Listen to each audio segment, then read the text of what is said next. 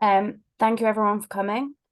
Apologies for the little delay in getting here, but we are here and really excited to share this with you. Um, just as a heads up, I am going to record the webinar. So then tomorrow I'll get an email sent out with a link to this for everyone to be able to watch it or share within the club if you need to. So I will hand you over to Brad. Great. Thank you very much, Kerry, for that. Thanks for the introduction. Welcome, everybody. We're going to spend a little bit of time this afternoon just covering the impact of offering a flexible membership on sort of membership revenues.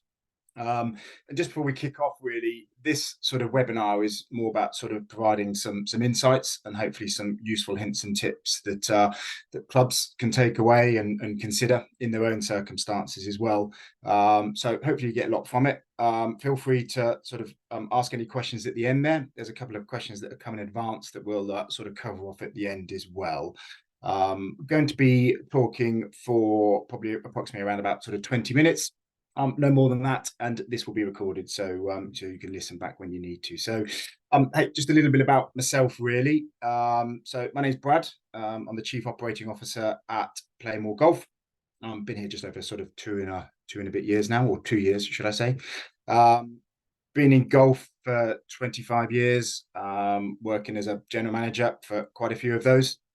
Both at the private member sector and in proprietary and multi-site operators as well. So that experience in there has sort of really given me some good insights in terms of the challenges that I think general managers and directors of golf and owners and boards face within clubs. And then hopefully, particularly for what PlayMoreGolf does, be able to provide some supporting guiding lights in terms of considerations that clubs may have when they are sort of seeking alternative categories to the more traditional sort of 5 and 7 day memberships. That's a little bit about me. For those that don't know, very short, brief intro on PlayMoreGolf. I promise we won't reference it throughout it, but in essence, we have been operating for about 8 years now. And I guess we link individual golf clubs at the minute across the United Kingdom under the umbrella of one membership. So from the golfer's perspective, I think we all know sort of golfing habits and playing habits are sort of changing all the time. But I guess ultimately, what benefit does it bring to the golfer?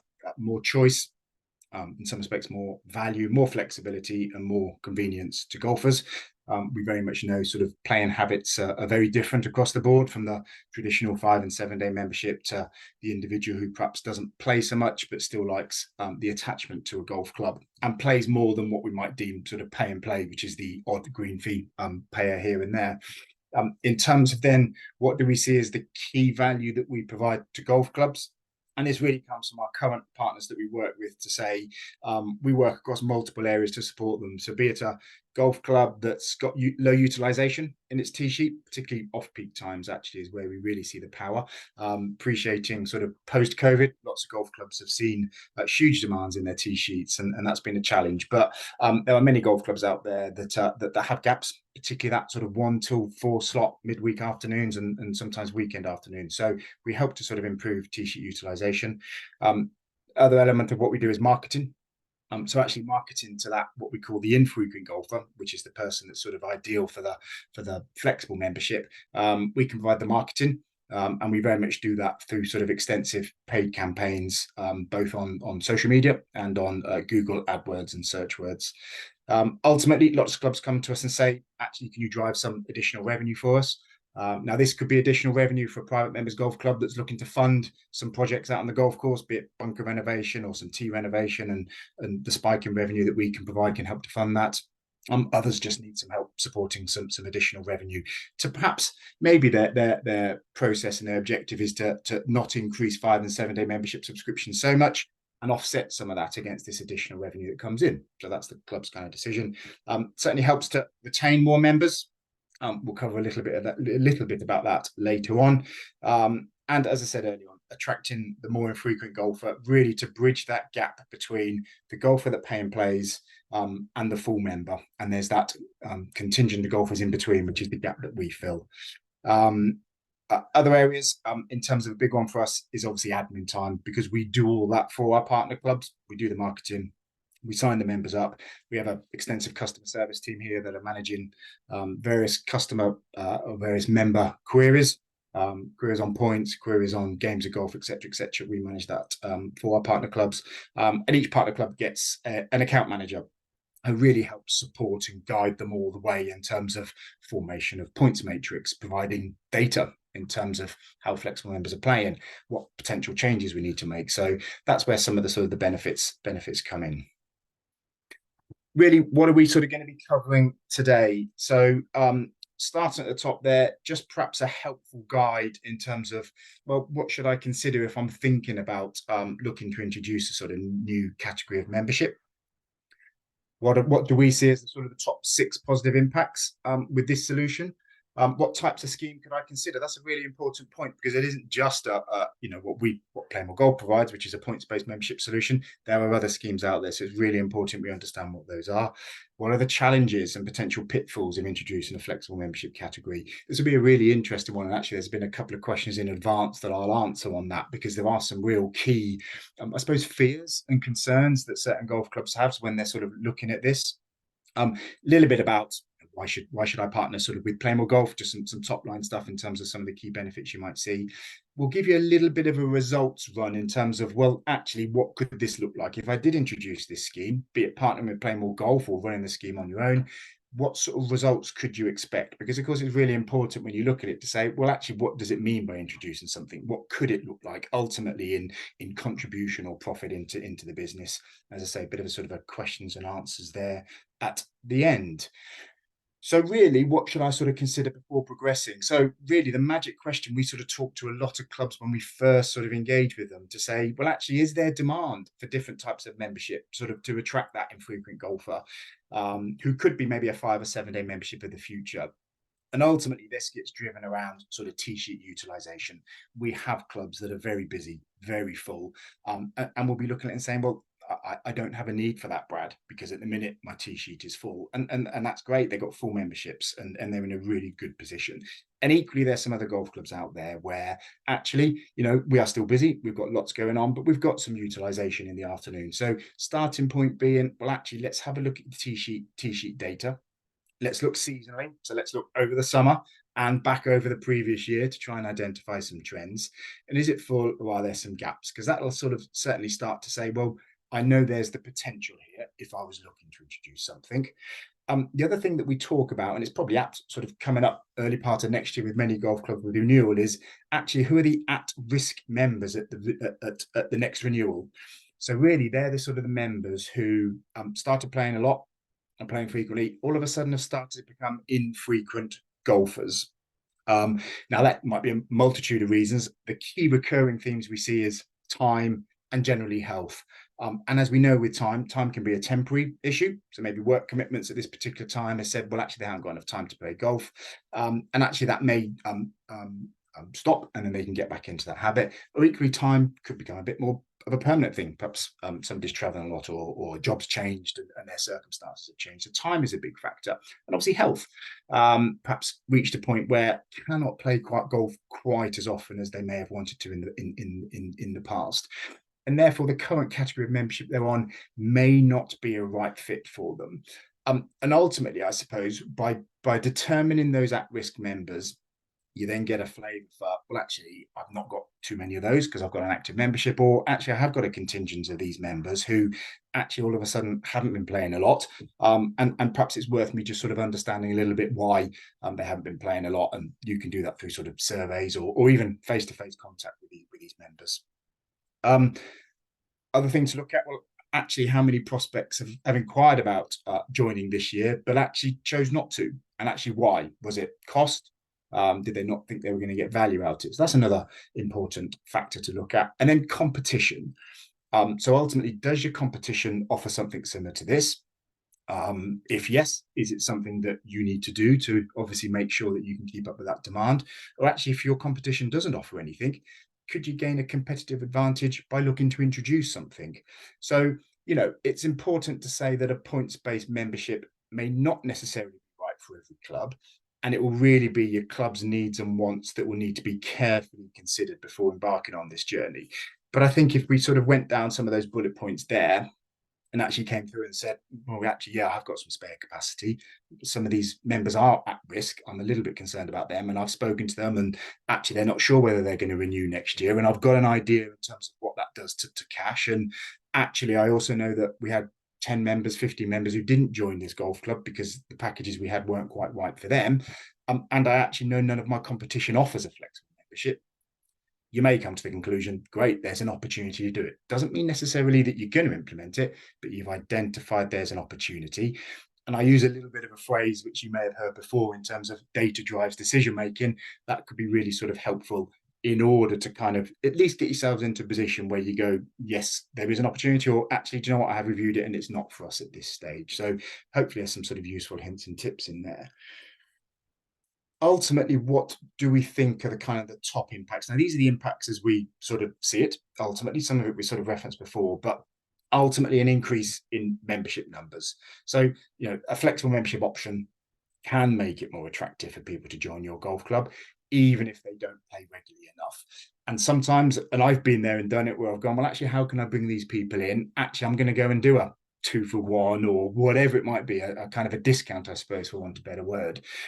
And actually, at the time, it works, and you get people coming in. But actually, I actually stop and think about that and say the renewal rates of those were probably a lot lower, because obviously they'd come in on a discount, they're renewing in 12 months' time, 6 months' time, or whatever it might be. And obviously, my objective is, yes, get them in now, but then obviously try and move them back to a full price. And obviously, experience says, well, actually, trying to get them from what they paid when they came in and then up to a full price can become a bit challenging. So, actually, what we see sometimes with a more flexible approach to membership is actually aids retention, because actually it's a 12-month, generally is a 12-month scheme, can become a 6-month scheme, but generally it's a 12-month scheme. So it generally aids retention, and it plays into their playing habits a lot as well. So again, more likely to sort of retain it without a need to discount, because obviously yielding is quite an important factor in terms of, well, actually, what's the value of that person coming in? Higher revenue sort of goes without saying, really, but this new category of flexible membership actually works alongside what you currently do. So it works alongside the current revenue streams, and it just adds more value to that membership revenue stream, be it to support what the club is doing or to reinvest it back into projects within the business. Improved customer satisfaction is perhaps another kind of top impact of it. So just giving that golfer a little bit more flexibility and control over their golf experience can lead to sort of increased loyalty and satisfaction from those members. And that's the magic word, actually, because what we do is we actually give choice back to that golfer. Sometimes there is just the sort of the 5 and 7 day membership, but if a golfer understands, well, actually I can pay and play, or I could become a flexible member, or actually I could become a 5-day member, giving them that choice means actually you're covering all bases, but all schemes work alongside one another, so nothing replaces one. And actually making sure the entitlements in each area are absolutely spot on means they do work seamlessly kind of alongside one another. Member retention. So it can lead to better member retention, as because different sort of options can suit sort of varied lifestyles of the golfer, really. This is a really critical, I suppose, concern golf clubs have. And it's a question that I get posed a lot. The golf clubs say, Brad, I do like the idea of this, but I'm really worried that my current members are going to sort of move into that category. And I totally get that. And I say, I absolutely understand. And I suppose the reality of that is, it would be remiss of me to say that doesn't happen, because it does. It's inevitable that you're going to have some members that may move into it. But of course, we understand who those members are because we've done that at-risk piece, and we know our current categories don't quite fit their needs. And ultimately, this one could. So yes, principally, somebody may go from being a 5-day member or 7-day member into a flexible member. As I said, it'd be remiss of me not to say.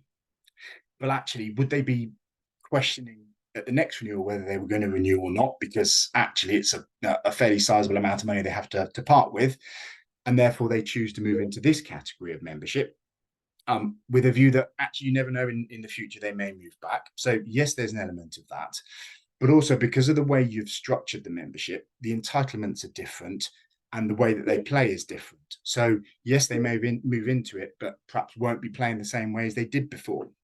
they may have been playing on a Wednesday morning, whereas a flexible solution moves them more sort of to the afternoon. So it can happen, but if it's structured correctly, it'll only be really those golfers whose current scheme doesn't work for them that will move into it.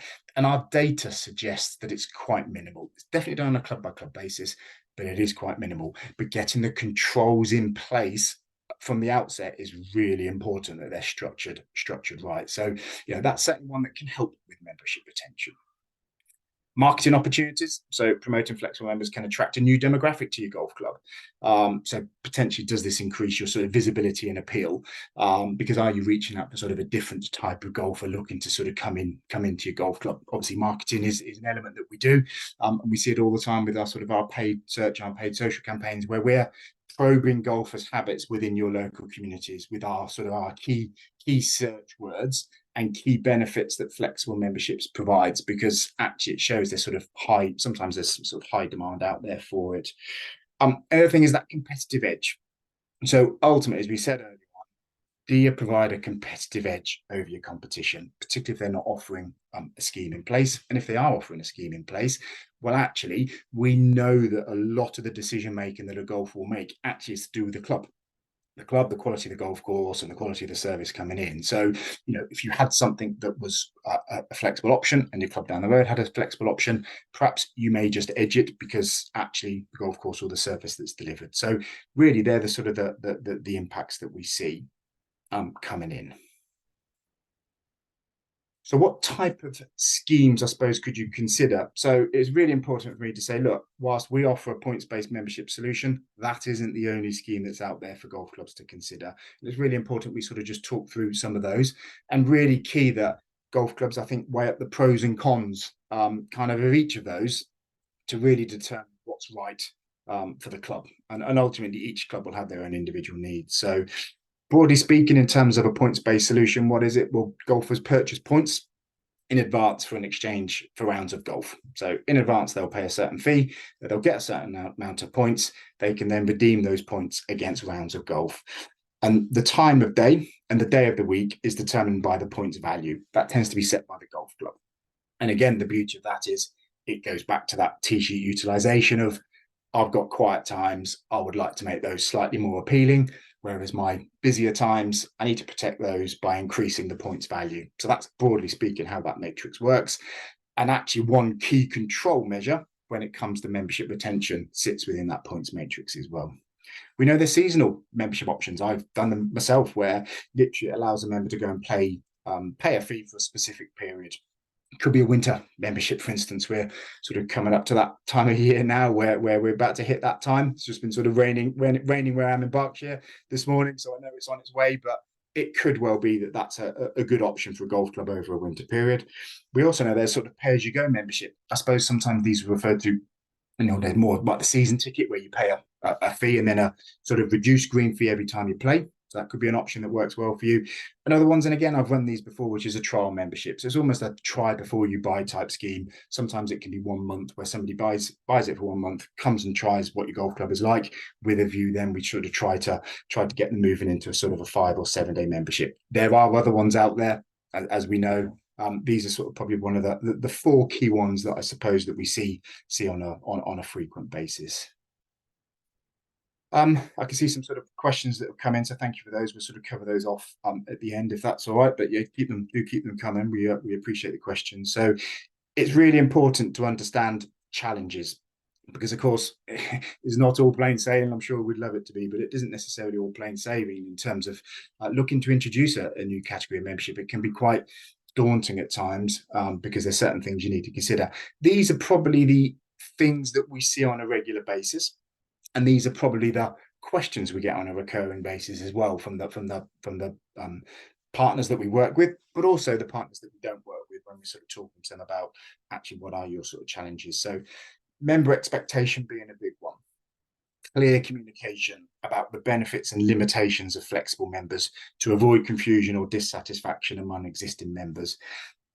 We recommend a simple matrix which shows that if you're a 7-day member, you get all of this. If you're a 5-day member, so along the left-hand column is your entitlements, and along the top of the matrix is the membership category. So, what are all the entitlements of a 7-day member? you'd expect most boxes to be ticked because they're generally paying the most at your club. What's the entitlements of a 5-day member? Again, probably not being able to play at weekend or not getting it included in your golf, maybe having to pay a green fee. But again, the entitlements are set, kind of intermediate, junior. And then flexible member would be in there as well. And inevitably, flexible members will pay less for their golf. So their entitlement should be less. So entitlements such as shorter booking window, for instance. Some golf clubs allow access to certain competitions and not board competitions. Other golf clubs don't allow access to competitions.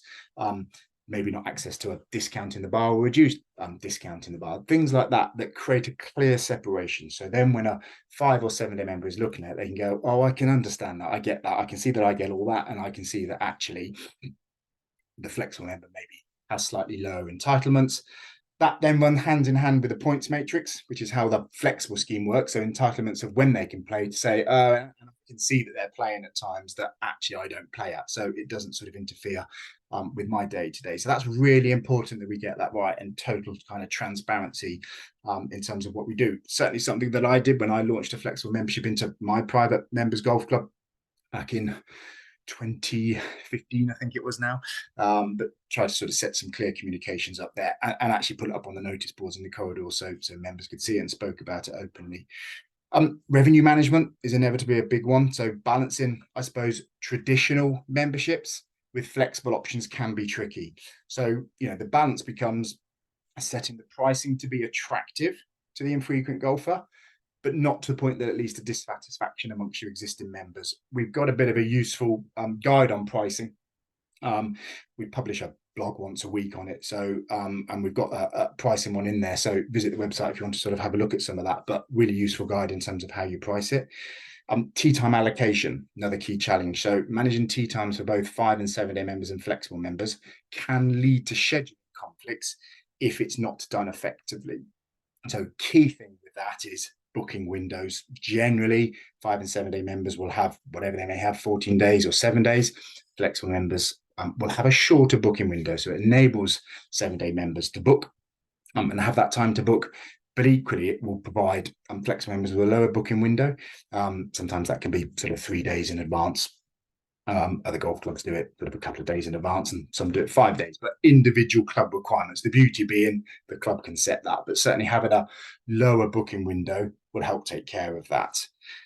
Admin burden, I suppose that can be a real challenge of, well, I've got this new category of membership, but crikey, I'm really busy over here and I'm not sure I've got necessarily the time to manage it. And it's important to understand it does take some time to manage it. There is time to be managing queries of members coming in, be it topping up their points or renewing their membership or joining, whatever it might be. So actually fully understanding the admin burden of this membership type can be really important. Marketing and promotion, again, it does take a little bit of time, and that generally takes some cost as well, particularly if you're looking to sort of promote to new members out there. So it's good to understand that. And then setting the terms and conditions just to ensure the new category works seamlessly alongside the current categories can be tricky, but also you can absolutely nail it and get it right, generally through those entitlements that people have. So really, they are some of the challenges. All of them can be overcome. And obviously, from our perspective, we've got kind of a vast level of experience in this, but they are some of the challenges that you may face looking to sort of introduce a new category of membership. So we sort of covered off a little bit about identifying whether there's a need for it. We've covered off some of the benefits and we've covered off some of the pitfalls as well. But actually, I just wanted to share with you what potential results you could see. Now, this is from our simulator. So, appreciate that there are various other schemes out there and golf clubs can run the schemes themselves. But I just wanted to give you perhaps a little bit of a flavour for, I guess, ultimately in pounds and pence, well, if I did introduce this, what could be possible? And I suppose ultimately, and I put in here a 24-month partnership because I think it's important to measure that over a couple of years, particularly when you're trying to sort of get sustainable growth. So what this model assumes is club 7-day membership price is at 1,100, and therefore the flexible membership price is at 375. So ultimately, as I'm sure you've sort of worked out, if you have a lower 7-day membership price, your flexible membership price will drop accordingly. If you have a higher 7-day membership price, you can charge more for your flexible membership. As a rule of thumb, one of the secrets from our pricing guide, we generally suggest it should be about a third of the price of a 7-day membership, because as a rule of thumb, generally a third of the golf is played. This model assumes that we would sign 20 members, or your club would sign 20 members in year one. It's about an average of what we do in most clubs, some clubs more, but as an average, it's about 20. So ultimately, I guess the first question that we would ask your golf club is, what results are you looking to achieve? So you're looking to increase revenue, and if so, what does this look like? And ultimately, what are you looking to increase revenue for? Like we said at the start there, is it to fund a particular project that's going on the golf course, or dropping into the irrigation improvement fund, or are you simply doing it because you'd like to try and keep your 5 and 7 day membership increases to a minimum, and therefore you can top them up with this income coming in, which means you can keep those quite keen. And also, if you want to sort of grow your membership numbers, what does good look like? What are you looking for? You're looking for 50 flexible members to come in, you're looking for 20 flexible members to come in, you're looking for 100 flexible members to come in. Very much about what is it you're looking to achieve, because then results can be sort of mapped accordingly. So really getting that good, clear understanding from the outset in terms of, well, what do I want this to do? So this model, principally speaking, says that over a 2-year period, a golf club could generate, bear in mind, this is a partnership with PlayMoreGolf. If you sort of ran the scheme yourself, the numbers would be different. But ultimately, with a partnership with PlayMoreGolf, you could see £13,000 worth of profit or contribution paid into your golf club over a 2-year period as a result of signing up 20 members in year one, slight growth in the new joiners in year two. Our renewal rates are around about 75-80%. So renewing in there will kind of project your revenue up. So that profit in here happens to cover our costs in there as well. So that'll be our license fee, and revenue is minus our costs in there as well. So you could see 13,000. Now that is a number that could be fairly significant for you. In terms of helps to go into the pot to fund these projects, or actually that extra membership revenue coming in means actually my subscription increases can be 3%, 4%, as opposed to 5 or 6% that I was perhaps having to do if I didn't have that coming in. Interesting enough, where we really see growth is over 3 years, so over a 3-year period. And the main reason for that is you've got 2 years worth of joiners and renewals, which is where you then really see it sort of catapult forward. So if that number was to say 3 years in there, you're probably looking at a profit of north of 20,000 in there. We generally sometimes see it double into year 3, so minimum of 20, you could even see 25, 26,000 in contribution or profit over that 3-year period. So just gives you a bit of a flavor for what type of thing could you expect. Very, very quickly, in terms of why you should partner PlayMoreGolf, because this isn't about PlayMoreGolf, this is about kind of just imparting some knowledge and wisdom. So fair to say, look, we're not the sole provider of flexible membership solutions. Golf management systems have that solution within their scheme. I suppose the main difference with us is we do the whole process. So we do the marketing, we join people up, we help to manage them with our customer service team, and we help to retain them as well. We have a team that looks after renewals as well. So I guess ultimately we have that end-to-end solution that perhaps other providers don't have. And then ultimately you've got a dedicated club support manager in there as well, who will help you every step of the way, from coming in and helping onboard your club, get your club trained up and understanding how this works, and almost your extra member of staff there that can really help sort of guide and support what we do. So that's kind of one of the things that we do. That brings it to a close. I told a little bit of a fib because I talked a little bit longer than I said I was. I've been sort of talking for 30 minutes, but happy to sort of open up the floor. I can see we've got a few questions in already, Kerry, so I don't know if you want to sort of read some of those out, and I'll do my best to answer them. Yep, we've got 3. Excellent. So first question, what would you say to a full member who sees the flexible category as cheap golf? I would say to that person that I would want to sort of look at the playing habits of that flexible member to start with, because actually what you tend to see is, for the fee that they actually pay in advance, so typically what we tend to see with the flexible member is they will play on average somewhere between 8 to 12 rounds of golf a year. That's what our data suggests. Some play 15 times a year. So actually, if you compute the maths in yield, so yield being the amount somebody pays divided by the amount of golf they play, if you actually look at the infrequent golf and the flexible member, they pay a lot less than a 7-day member, but actually the yield per round that they contribute to the club is actually significantly higher because they've paid a fee. Let's say, for argument's sake, they've paid £375 for their membership. They've played 10 rounds of golf in a year. They yield up versus perhaps the 5 and 7 day member that may play a lot of golf. So they will play a lot of golf. So their yield per round comes down. And that's generally how we look at it. So totally get that. That's absolutely a question that we get posed a lot, that actually is just seen as cheap golf. But if you actually look at the data, you look at yield, you actually find that a flexible member per round will probably yield higher than what your 5 or 7 day member will. Right. Thank you. Another one. Why should I choose PlayMoreGolf over the free option from my CRM provider? That's a decision that you have to make, and it's a brave thing for me to say, but that's a decision that you have to make as a golf club.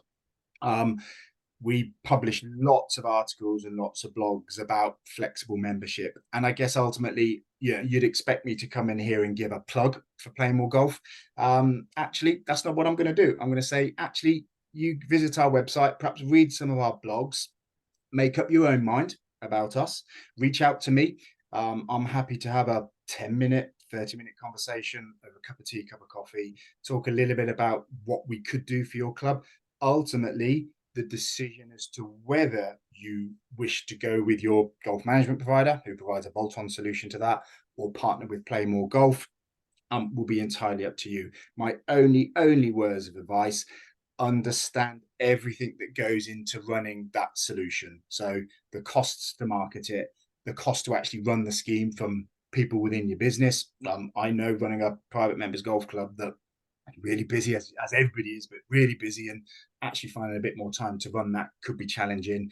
And actually having the technology solution there that does it for you really helps. So this isn't a plug. This is a, we understand exactly what it takes. Of course, I believe that PlayMoreGolf could deliver more contribution to your club than your own CRM system could. I'm going to say that. What I would say is you really have to make your own mind up. Read some of our blog articles about the difference between running your own scheme and a partnership with PlayMoreGolf. We're publishing blogs weekly on our email. If you're not subscribed to our emails, please do drop Kerry a note, or my email address is on here. Drop me a note, and I'm more than happy to share some of that with you.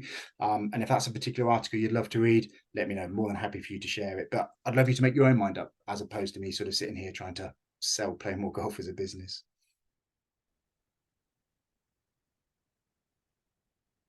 Thank you. And last one. What type of member does a flexible option attract? The infrequent golfer, ultimately.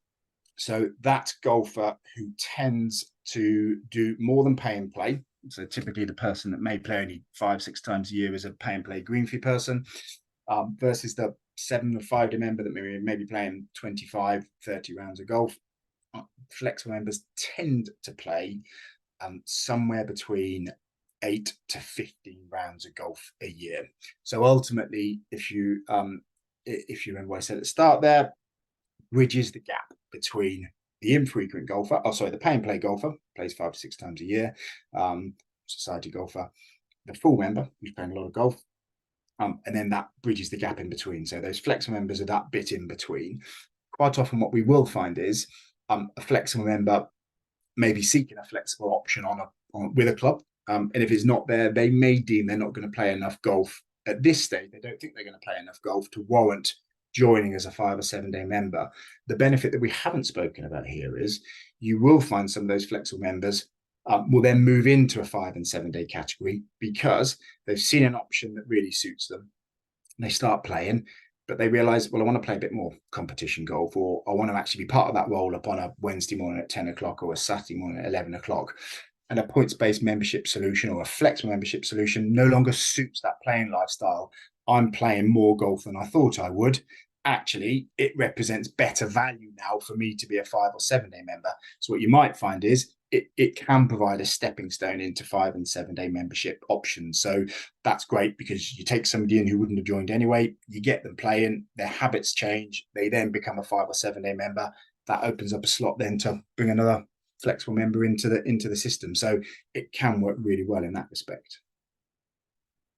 Okay, thank you. We've actually had another one pop through. Excellent. What migration do you see from full members to flexi members within the club? Yeah, so I think as I sort of might have mentioned earlier on, it largely depends on your individual club. And if we understand who are the at-risk members that we mentioned earlier on. So those members who joined as a 5 or 7 day member, their playing habits changed and all of a sudden become, they're playing less for the reasons we mentioned earlier on. It's very much on a club by club basis. Some clubs we may see more of that, but ultimately we encourage clubs to really understand that data before they make a decision making. Do I understand who my at-risk members are? Have I quantified the value of what would that be to the club if none of those members renewed? So we absolutely understand at risk and we understand likelihood of risk. They're the two factors. Once you understand that, then you'll kind of know, well, actually, my risk at this club is minimal because most people are playing active and therefore I'm okay. Or actually, I have got quite a few at risk members, and actually the likelihood of risk is quite high as well. So I may look to do that. And they would be the people that I would say, actually, would those members have left anyway had you not had a scheme in place? Really difficult question to answer. So some clubs we see a few people move into it. They're clubs that they are members that clubs were concerned about losing them anyway, so wanted to have a scheme to mop them up. Others, we see it's really minimal because we've set the scheme in such a way that there is a clear separation between the entitlements of a 5 and 7 day member and the entitlements of a flexible member. They play their golf. We know that 75% of our golf is played at off-peak times as a stat, for instance. I haven't mentioned stats on here, but we know that 75% of our golf is played at off-peak times. So that tends to sort of show that actually, because of the points matrix and making the quieter times on your tee sheet slightly more attractive and protecting the peak times with higher points value, it encourages people to play at different times. That ultimately, for a 5 and 7 day member, will look at it and go, that doesn't really suit my playing habits because I like to play on Saturday morning and I can see that it's worth X, Y, and Z points. It's not worth my while doing it. So those control measures in place really mitigate it. It would be remiss of me to sit here and say people won't move into it, but I think they're moving into those categories for all the right reasons. And the club has quantified what that risk looks like. Okay, great. I've got a bit of an extension to the question, Yeah, perfect. Yeah. where they're asking if you would have any figures on how many might go from a flexible to a 5 or 7 day. Our Or stats have generally shown, in percentage terms, that we see generally less than 2% of members overall across our estate will have moved into a flexible category. Bear in mind, we've got 12,000, 14,000 members across the estate. So that's what the stats suggest as an average. But as I say, some clubs have none, some clubs have more. So that's where that sort of average comes in. But that's an indicated stat. okay, perfect. I think that's all from me, unless Okay. anyone else has got some more questions. But that is my last one I've got here. Excellent. Well, thank you everybody for taking the time to sort of come in today. This has been recorded, so we will share a recording. As I say, feel free to sort of subscribe to some of the things we do. There's some interesting content sometimes in there. I tend to write all the content, so feel free to sort of have a read of it. There's various pieces of kind of content on there that you may find useful. Some of it talking about retention and using the retention tools, some of it talking about how you work your own scheme versus perhaps a partnership with PlayMoreGolf. And certainly a lot of those questions that came up today in this webinar will be covered within some of our blog content, which may just provide a little bit more detail and data in there for you. So feel free to sort of subscribe to our newsletter. Feel free to reach out to me. My contact details are on the screen right now. So take a screenshot of it or jot them down. But just to thank you for your time. Really appreciate you listening in, and hopefully catch you soon on our next webinar, which will be next month in about a month's time, and we'll publish that in due course. So thank you very much for your time. Thank you. And thank you everyone for coming.